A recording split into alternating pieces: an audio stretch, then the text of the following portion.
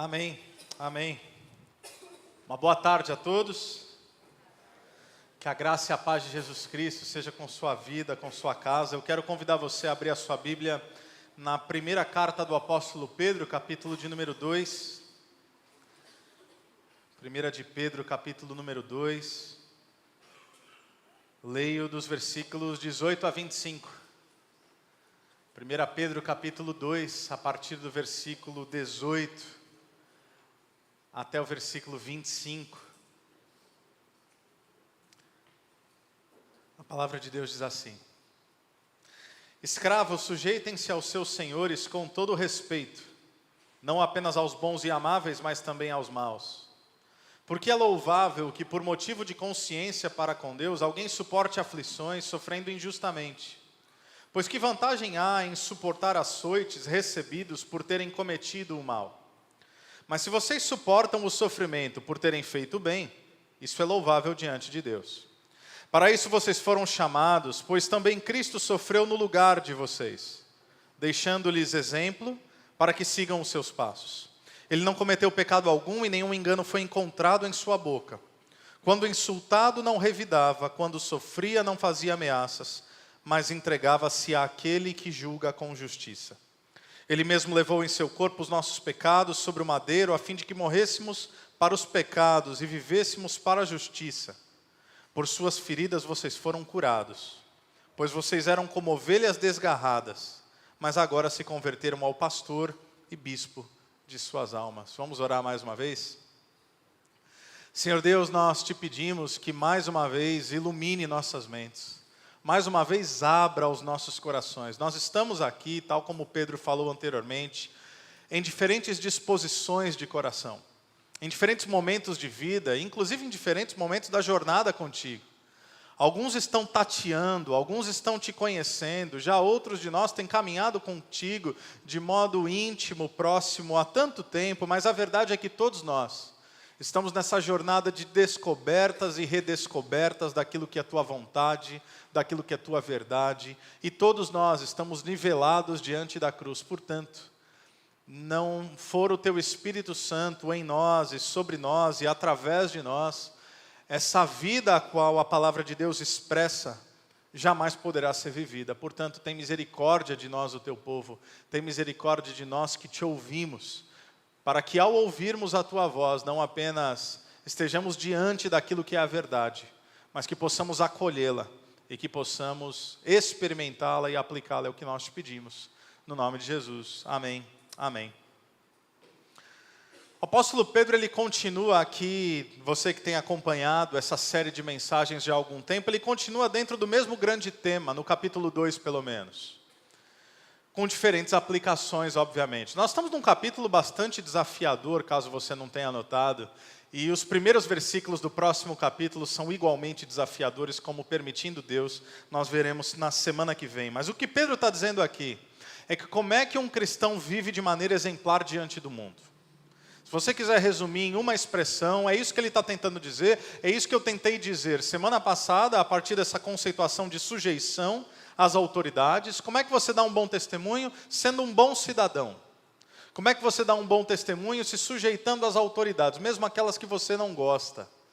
Por mais que difícil seja, ou por mais difícil que for, realmente esse bom testemunho é dado através da nossa cidadania, enquanto nós falamos sobre fé, cidadania e testemunho. Mas hoje, dentro dessa mesma lógica, porém com outra aplicabilidade, ele continua falando da sujeição, mas não mais às autoridades instituídas, mas aqui num contexto bastante diverso, que eu já vou apontar algumas coisas para vocês.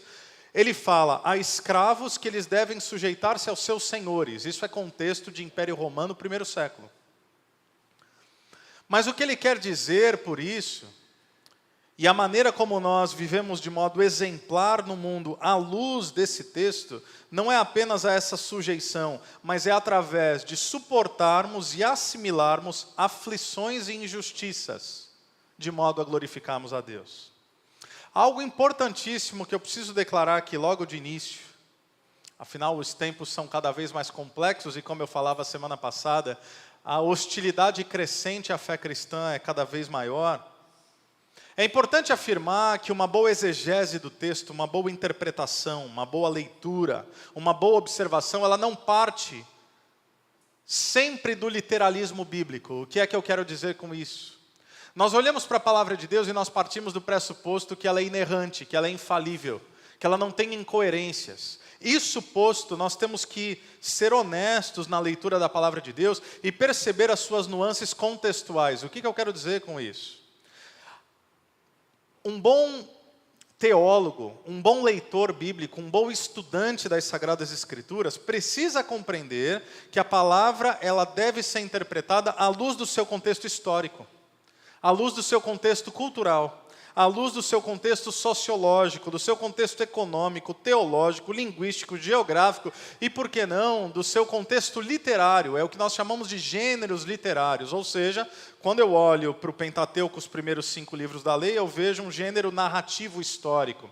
Quando eu olho para alguns outros livros, eu vejo poesia hebraica. Quando eu olho para outros livros, eu vejo livros proféticos. Quando eu olho para Mateus, Marcos, Lucas e João, eu vejo evangelhos. E dentro de evangelhos, eu vejo parábolas. Enfim, cada texto tem um gênero, tem um locus, tem um ambiente, tem um contexto. E ele precisa ser compreendido à luz desse contexto, porque contextos culturais mudam. Mas os princípios que Deus estabelece, esses permanecem para sempre. Então, qual é o grande desafio na nossa leitura bíblica? É olhar, em primeiro lugar, o que foi que o autor quis dizer para aqueles primeiros ouvintes. O que o autor disse lá? Seja no Antigo Testamento, seja no Novo Testamento, primeiro século.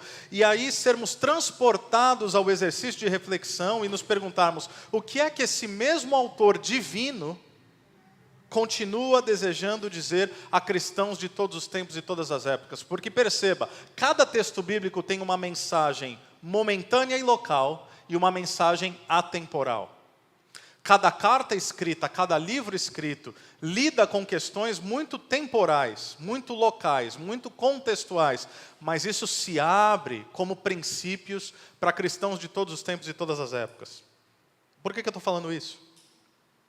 Porque uma má observação dos textos bíblicos pode gerar equívocos interpretativos bastante grosseiros e pode fazer com que surjam afirmações, como parece que hoje está cada vez mais na moda, usar expressões profundamente culturais para se relacionar à palavra de Deus e dizer, por exemplo, que a Bíblia é machista. Isso não pode estar mais longe da verdade. Afirmar, por exemplo, que a Bíblia é homofóbica. Isso não pode estar mais longe da verdade. Ou olhar para um texto como esse, como textos de Paulo, quem sabe Paulo escrevendo aos Efésios, e afirmar que a Bíblia dá suporte a uma lógica escravagista. Isso não poderia estar mais contrário e mais distante da verdade. Por quê? Porque o que principalmente o apóstolo Paulo faz, Pedro está fazendo outra coisa aqui, e a gente já vai entender o que ele está propondo. Mas o que o apóstolo Paulo faz é lançar, alguém já disse, algo como bombas de tempo, para que possam ir estourando na posteridade. Ou seja, o apóstolo Paulo ele escreve na sua carta aos cristãos Efésios, ele diz o seguinte: vocês são cristãos.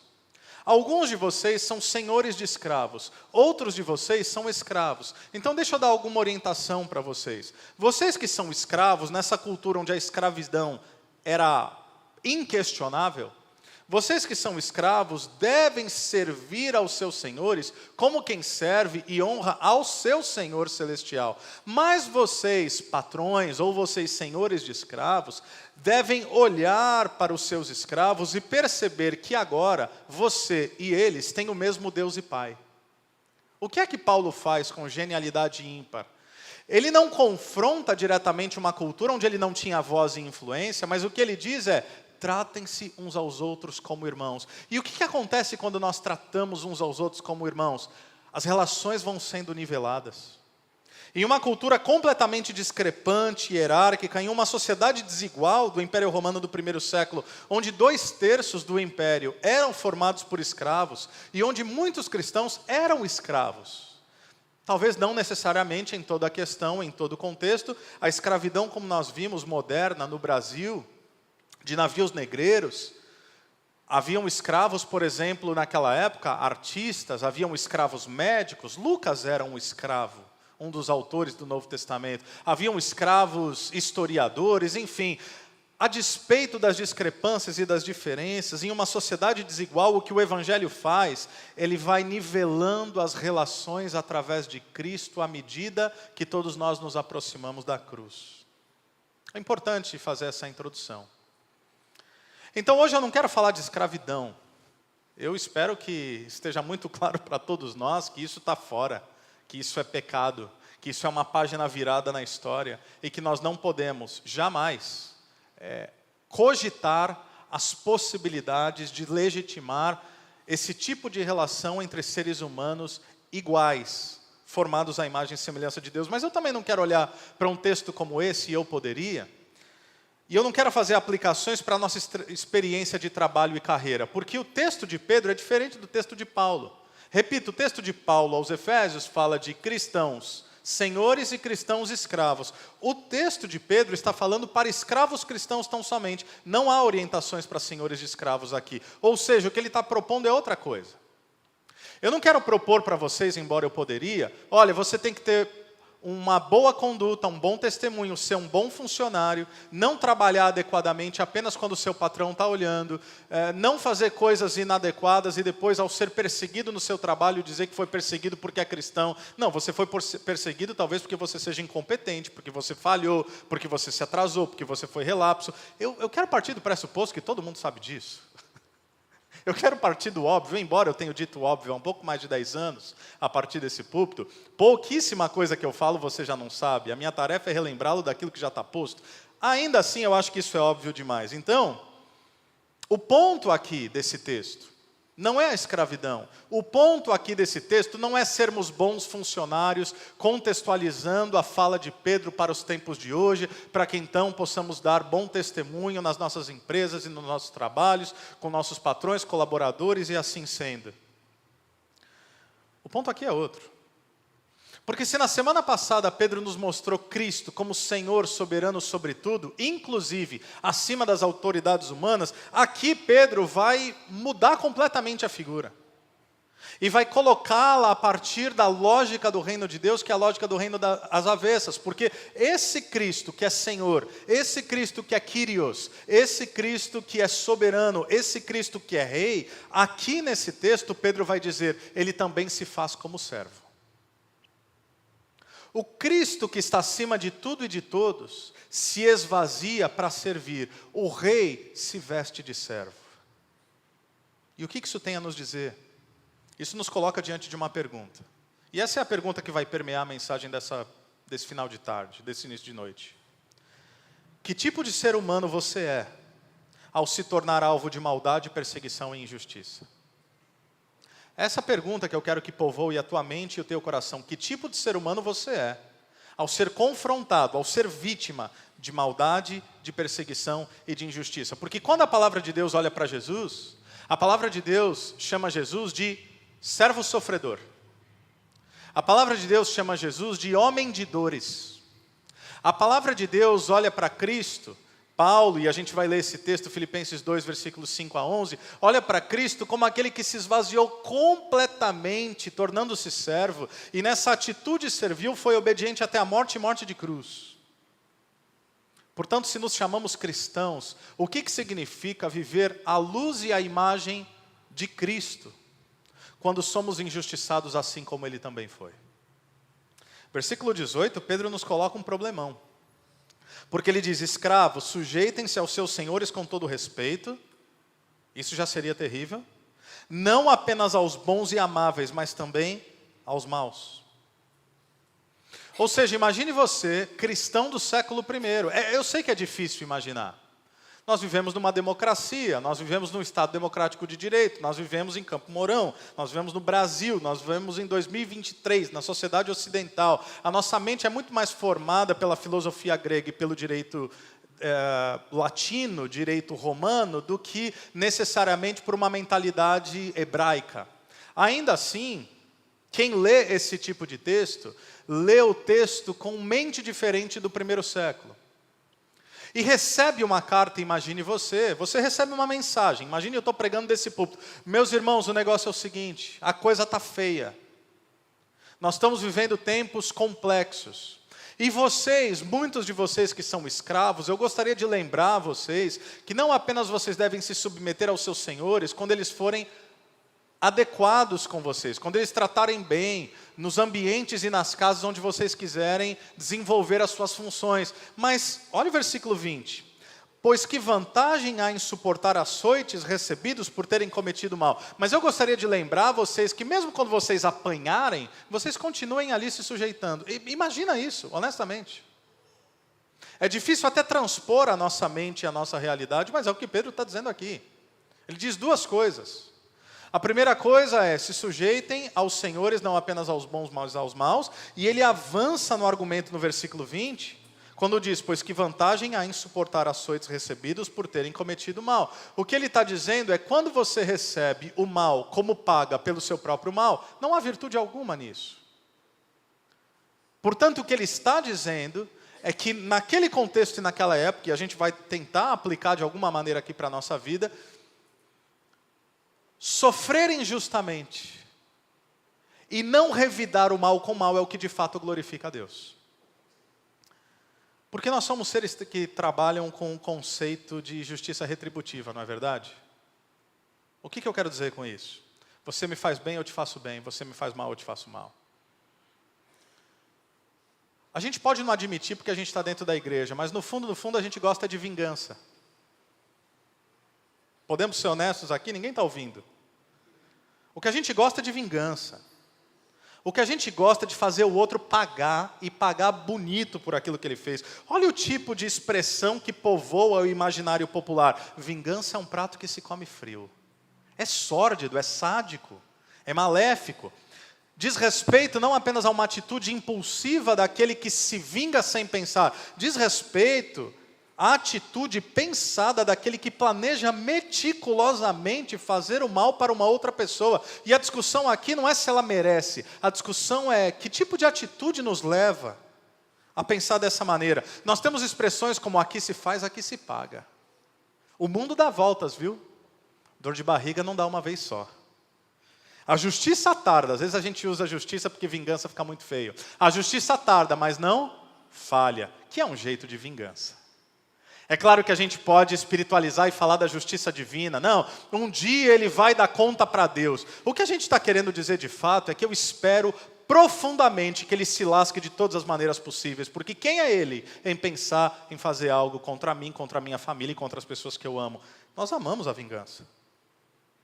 São expressões que, racionalmente falando, elas parecem ter algum sentido, mas sejamos honestos mais uma vez, quando nós nutrimos esse tipo de sentimento, talvez você já ouviu essa expressão também, vingança é um tipo de veneno que a gente toma querendo que o outro morra. A vingança te adoece, porque ela gera aquilo que as escrituras sagradas vão chamar de raiz de amargura. Eu acho interessante essa imagem.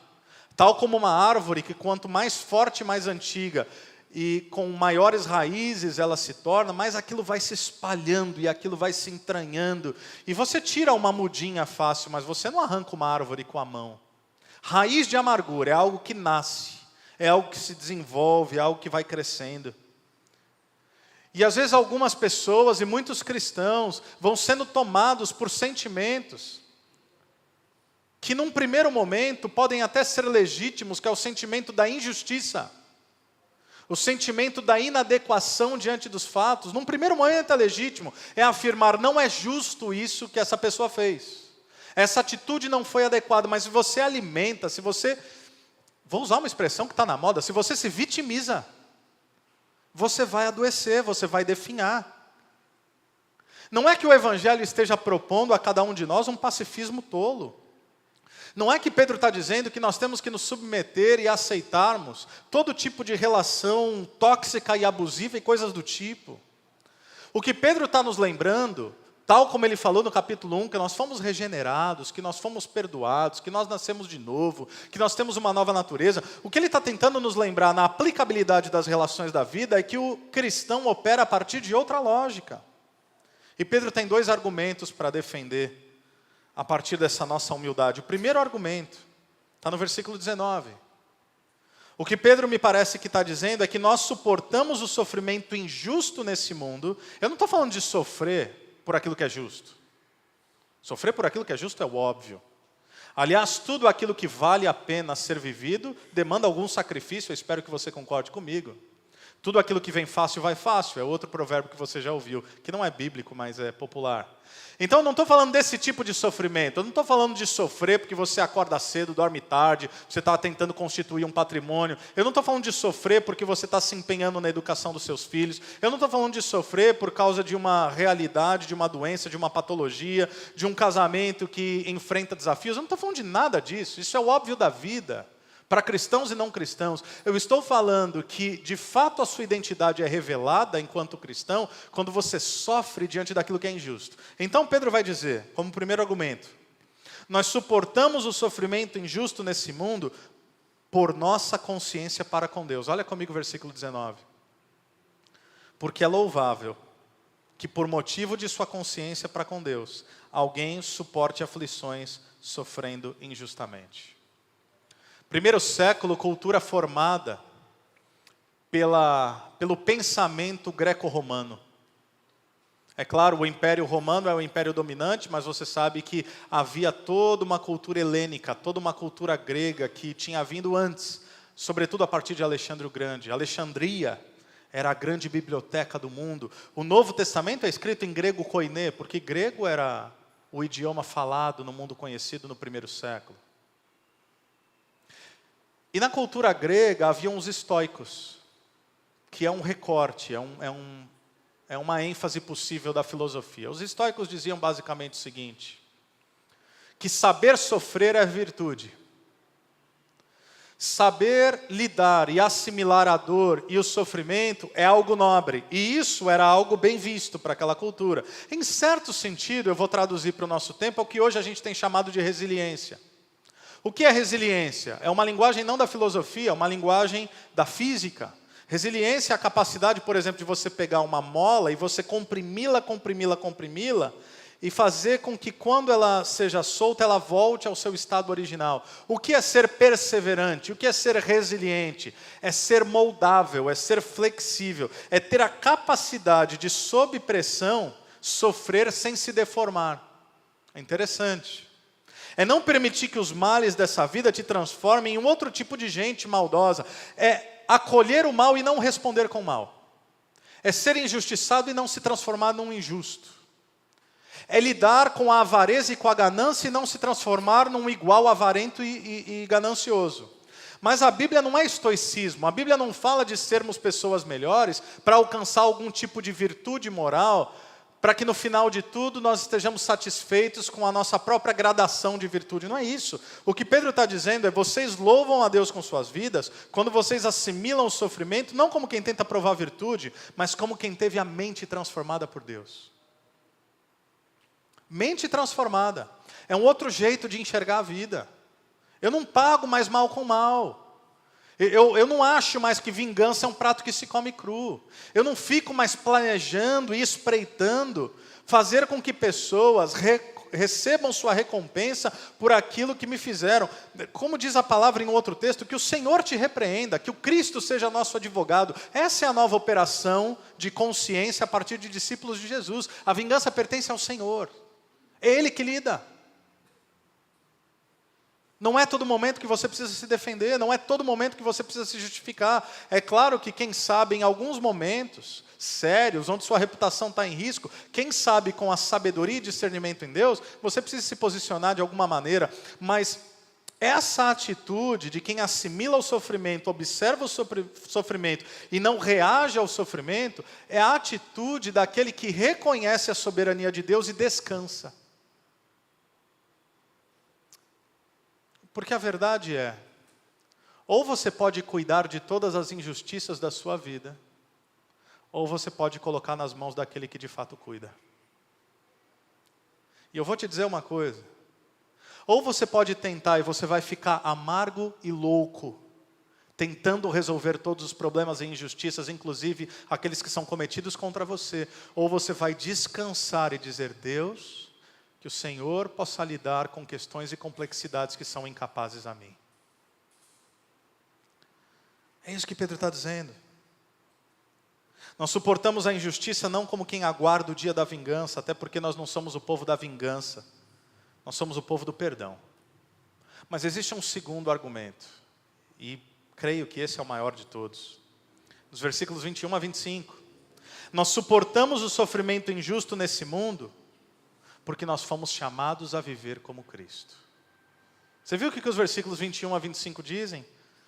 Para isso vocês foram chamados. Para isso o quê? E aí ele fala de Cristo.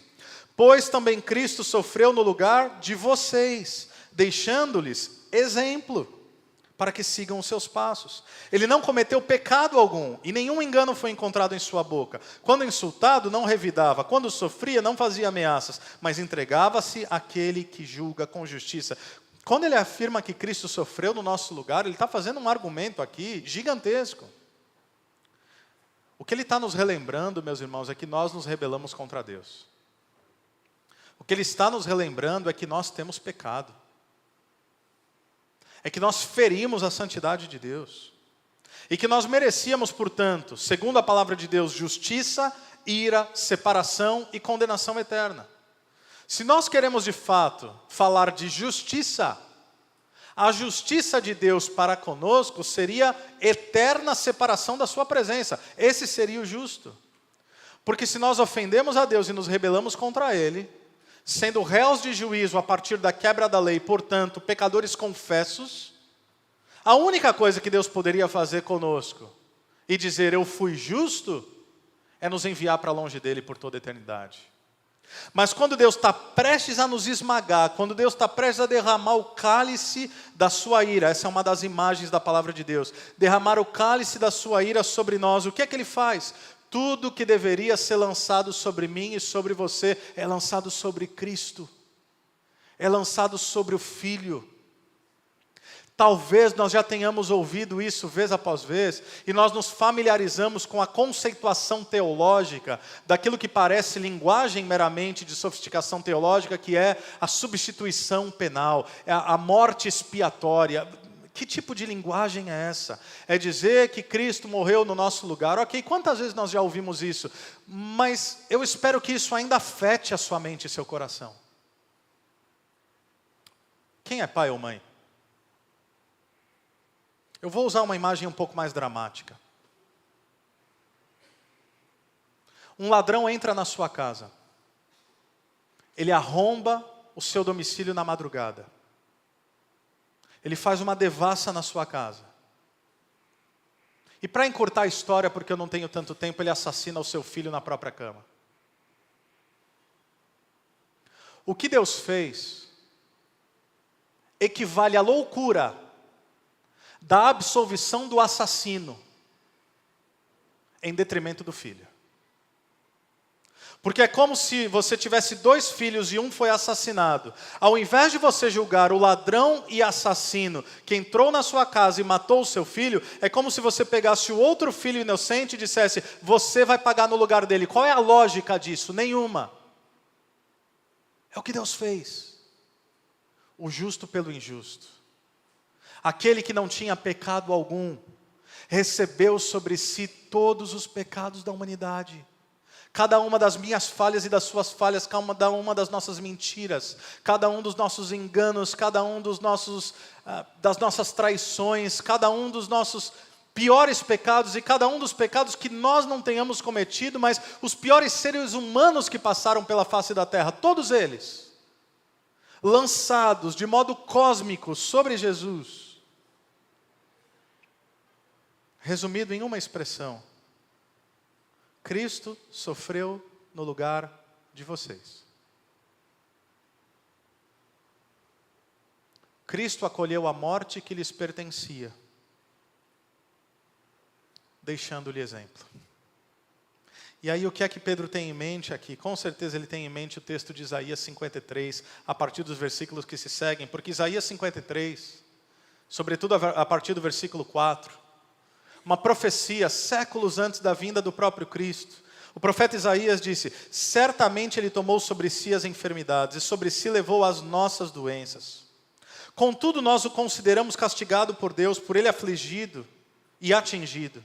Mas ele foi transpassado, perfurado por causa das nossas transgressões.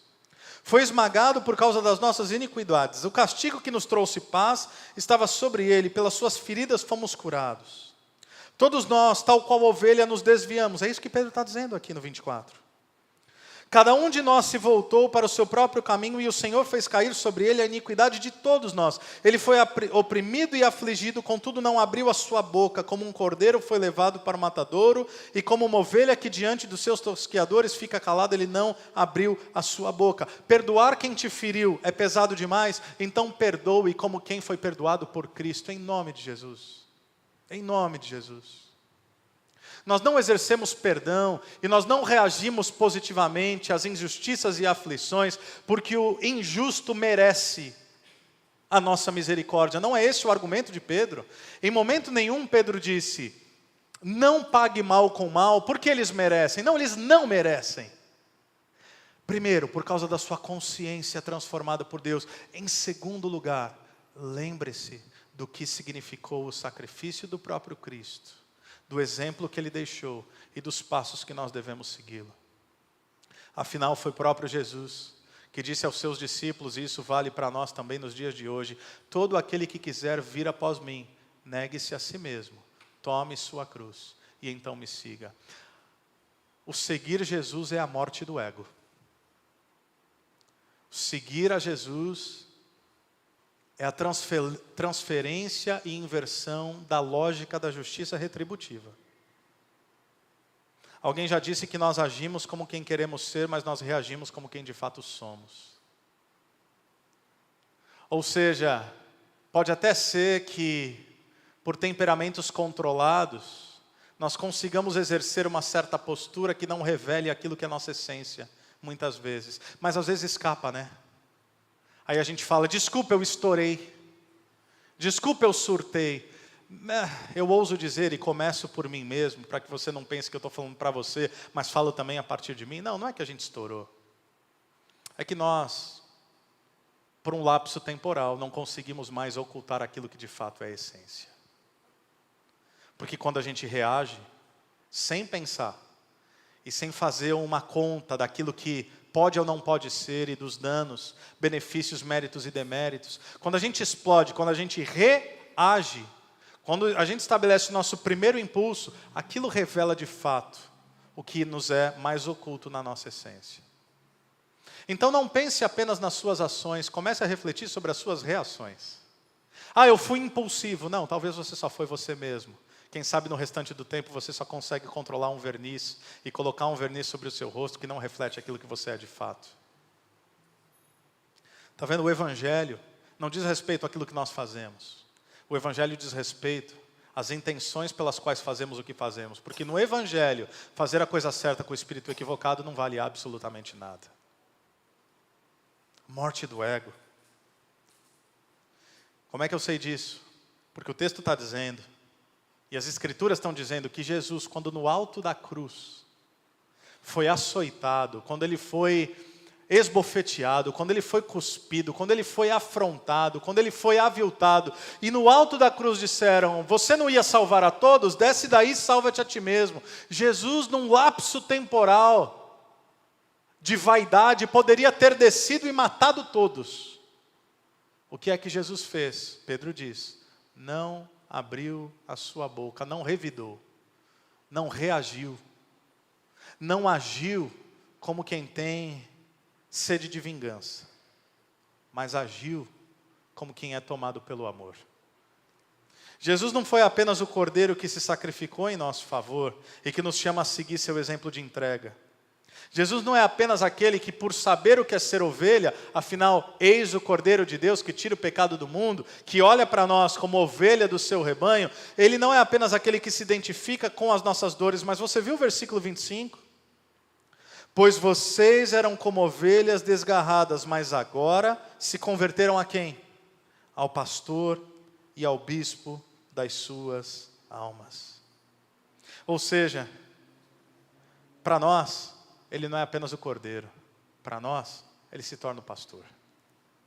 Para nós, ele não apenas se identifica com as nossas dores. Porque quando você fala com Deus em oração, você pode falar de qualquer coisa, você pode falar: Deus, você não está vendo a injustiça que está sendo cometida contra mim, você não está vendo as aflições, você não está vendo as dores, Deus não vai se ofender com a sua revolta, se ela for sincera. Não como quem se revolta com Deus, mas como quem expressa suas próprias dores. Essa é a oração sincera, é você falar: Deus, eu não aguento mais, Deus, está difícil, Deus, está doloroso, não tem problema nenhum fazer esse tipo de oração. Mas Cristo Jesus, ao ouvir esse tipo de oração, se Ele verbalizasse, se você pudesse ouvir verbalmente, audivelmente a sua voz, Ele diria: eu sei disso tudo, eu passei por isso tudo. Você foi traído, Jesus muito mais, com um beijo, por um amigo. Você foi afligido, Jesus muito mais. Você sofreu, não ao ponto de suar gotas de sangue, como Cristo. Então não há nada nesse mundo que nós tenhamos passado, que Cristo não passou elevado à potência. Não há nada. Portanto, Ele primeiro pode se compadecer de nós, mas em segundo lugar, Ele também se coloca como pastor e o bispo das nossas almas, ou seja, para ovelhas injustiçadas. Ele se torna o nosso pastor, aquele que nos guia.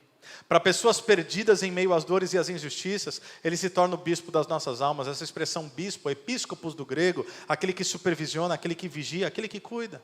Ele sabe o que é ser traído, Ele sabe o que é ser injustiçado, Ele sabe o que é ser preterido, Ele sabe o que é ser abandonado, Ele conhece como ninguém a injustiça, o mal e a maldade. E por isso, Ele é capaz de pastorear o meu e o teu coração quando nós estamos afligidos.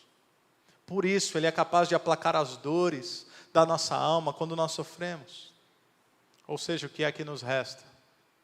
Nos resta aquilo que sempre nos restou. Nos resta olhar para Jesus. Porque se você olhar para mim, você vai se decepcionar. Se eu olhar para você, desculpe a má notícia, certamente em algum momento eu também vou me decepcionar. Por que nós caminhamos juntos, olhando uns para os outros em auxílio? Olhando uns para os outros, em certo sentido, como alguma referência de maturidade, com diferentes momentos de caminhada. Mas em última instância, todos nós nos juntamos para olhar para Cristo. Ele é o autor e o consumador da nossa fé. Ele é o nosso exemplo maior, Ele é aquele que nunca falha. De modo que eu queria te dizer que se você sofreu algum mal e alguma injustiça, descansa em Deus, porque Jesus é justo para lidar com esse mal. Mas nós somos tão ávidos em pensar, quando nós somos a parte ofendida, mas se você também cometeu algum mal contra alguém, Jesus continua sendo justo para lidar com esse mal. Seja com o teu coração ou com o coração da parte ofendida, mas a boa notícia é que Jesus continua sendo justo e perdoador, para que não seja permitido que você vive carregando esse mal pelo resto da sua vida, porque não há nada de pior, ou não há nada pior do que alguém que carrega a dor da culpa por anos, por décadas, e agora se vê afligido em uma situação onde ele não sabe o que fazer. Bom, olhe para Jesus. Ele não é apenas o exemplo a ser seguido, Ele é o pastor e bispo a ser ouvido. Ele sabe como nos conduzir. Ele foi cordeiro. Ele também foi servo. Ele sofreu e morreu para que nós pudéssemos viver de maneira que Ele também viveu. O evangelho que nos liberta da sede de vingança. Um evangelho que nos dá a capacidade de amar. Um evangelho que nos permite não reagir. Um evangelho que nos liberta de todo o ódio causado por dores, quem sabe legítimas, mas que agora precisam ser aplacadas na nossa vida e na nossa história. E eu encerro lendo o texto de Filipenses 2, versículos 5 a 11, onde Paulo diz, falando de Jesus: seja a atitude de vocês a mesma de Cristo Jesus, que embora sendo Deus, não considerou que o ser igual a Deus era algo a que devia apegar-se, mas esvaziou-se a si mesmo, vindo a ser servo, tornando-se semelhante aos homens. E sendo encontrado em forma humana, humilhou-se a si mesmo e foi obediente até a morte e morte de cruz. Por isso Deus o exaltou à mais alta posição.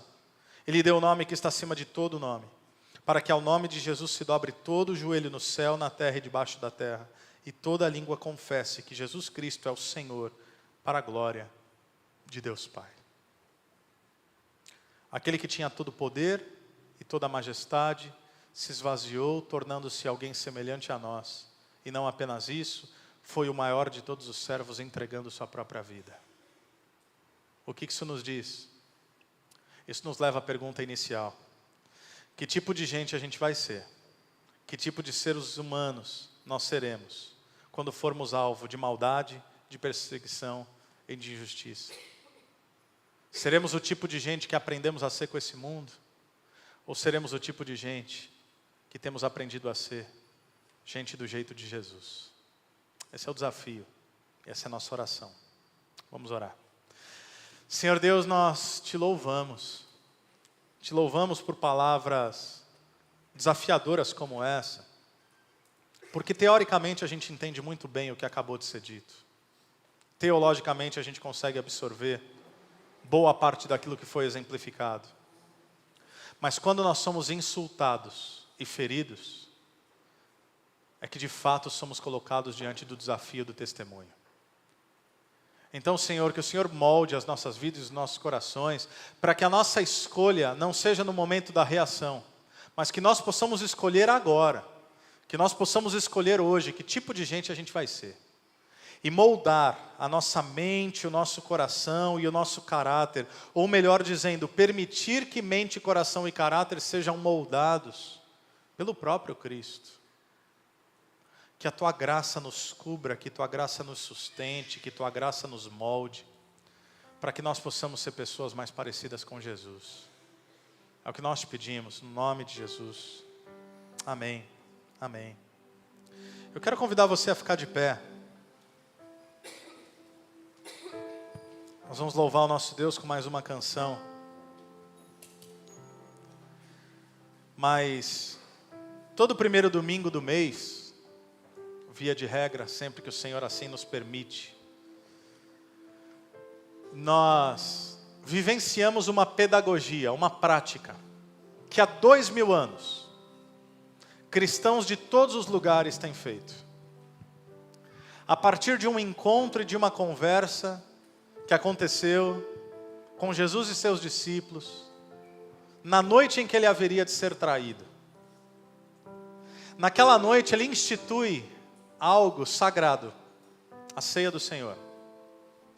Ele faz uso de elementos para que não apenas de modo ritualístico nós possamos experimentar do pão e do suco, do pão e do cálice, mas que de modo pedagógico, como eu falava hoje de manhã em uma das nossas classes que aconteciam aqui, que nós possamos pregar o Evangelho para o nosso coração mais uma vez.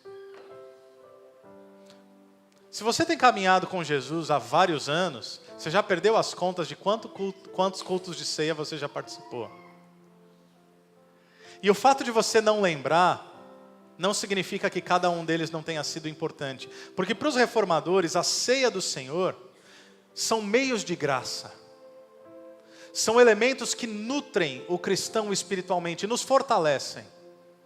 Não é uma mística, nós não cremos que esse pão se torna, se materializa, se transubstancia em corpo de Cristo. Nós não cremos assim.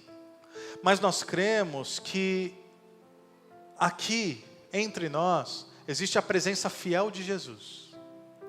E que cada vez, como Jesus disse, que nós tomamos o corpo e nós bebemos o cálice, nós anunciamos quem Jesus é, até que Ele venha. Eu queria nesse momento, enquanto o teclado está tocando, enquanto nós estamos aqui, enquanto equipe de louvor, eu vou ler o texto sagrado, o texto clássico da ceia. Mas eu quero te convidar a esse tempo de reflexão, sobretudo depois de uma mensagem como a de hoje, que é uma mensagem de reflexão. Há mensagens que nos tocam e nos emocionam e nos fazem sair daqui energizados, e há mensagens que nos desafiam. Eu ouso dizer que essa mensagem aqui pregada é uma mensagem de desafio. Eu queria que nesse momento você falasse com Deus, aí no seu lugar. Se você puder fechar os seus olhos, se você puder abaixar a sua cabeça, fale com Deus. Porque a palavra de Deus diz: examine-se o homem a si mesmo, então coma. Faça um exame da sua caminhada, da sua vida com Jesus. Do que significa você estar aqui hoje. De rotas que, quem sabe, precisam ser ajustadas e reajustadas. na sua vida, na sua casa, nos seus relacionamentos. Faça um exercício de reflexão, se necessário, peça perdão. Porque não tem lugar melhor para pedir perdão do que diante da cruz. Porque a mesa do Senhor é esse lugar de acolhimento a cristãos arrependidos. A mesa do Senhor, diferentemente daquilo que alguns de vocês aprenderam, não é lugar de juízo. Não é lugar de dizer, puxa vida, eu tenho pecado, portanto eu não sou digno. Não, nós nunca seríamos dignos, mas Cristo nos dignificou. Então o que é que eu faço diante da cruz? Eu olho para dentro. Eu faço um autoexame. Eu olho para o alto. Eu falo com Deus. Eu olho para o lado. Me sinto grato por fazer parte de uma comunidade sem número de irmãos e irmãs. Eu olho para trás e eu vejo Cristo sangrando no madeiro. Eu olho para frente e eu percebo que o mesmo que veio em breve voltará. Fale com Deus, fale com Jesus nesse momento.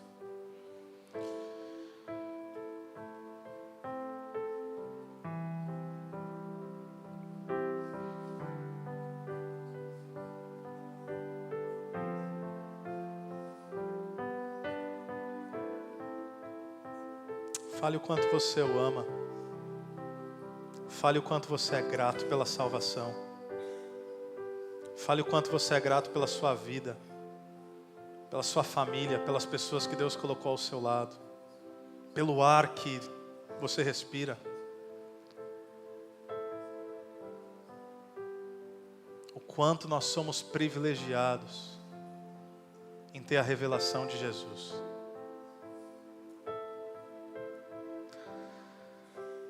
O apóstolo Paulo, na primeira carta aos Coríntios, capítulo 11, a partir do versículo 23, ele diz, pois recebi do Senhor o que também entreguei a vocês, que o Senhor Jesus, na noite em que foi traído, tomou o pão, e tendo dado graças, perceba isso, na noite em que foi traído, deu graças.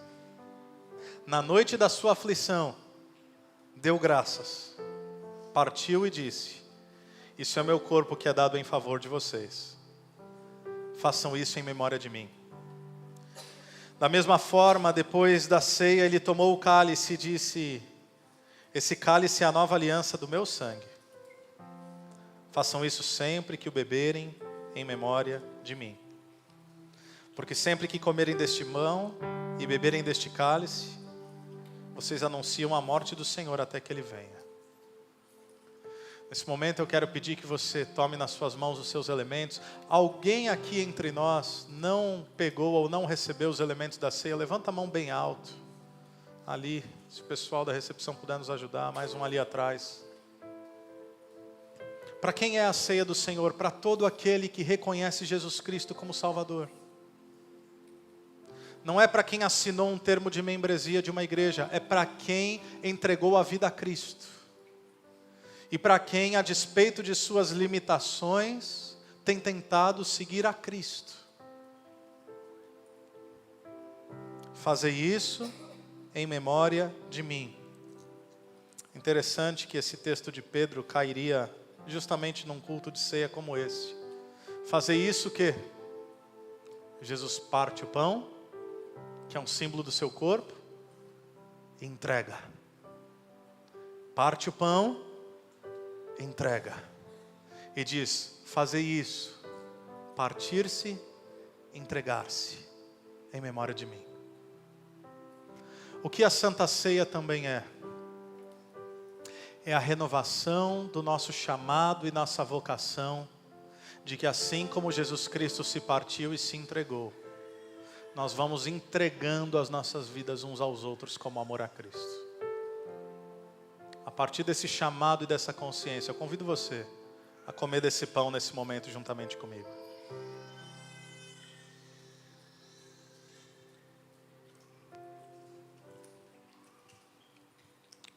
E da mesma forma, participamos não apenas daquilo que é o corpo partido de Cristo, mas somos lavados pelo sangue purificador do Cordeiro. Bebam todos, em nome de Jesus.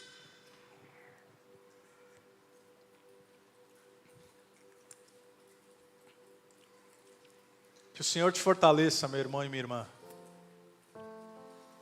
Que o Senhor te cure. Que o Senhor ministre a sua vida e seu coração. Que o Senhor derrame perdão sobre sua vida. Que o Senhor te livre de toda a culpa. Que Ele te purifique de toda possível amargura. Que Ele te dê força para lutar. E que Ele te dê a convicção que em Cristo, nele, você já tem tudo o que é necessário para viver uma vida que glorifica a Deus. Em nome de Jesus. Em nome de Jesus. Vamos louvá-lo.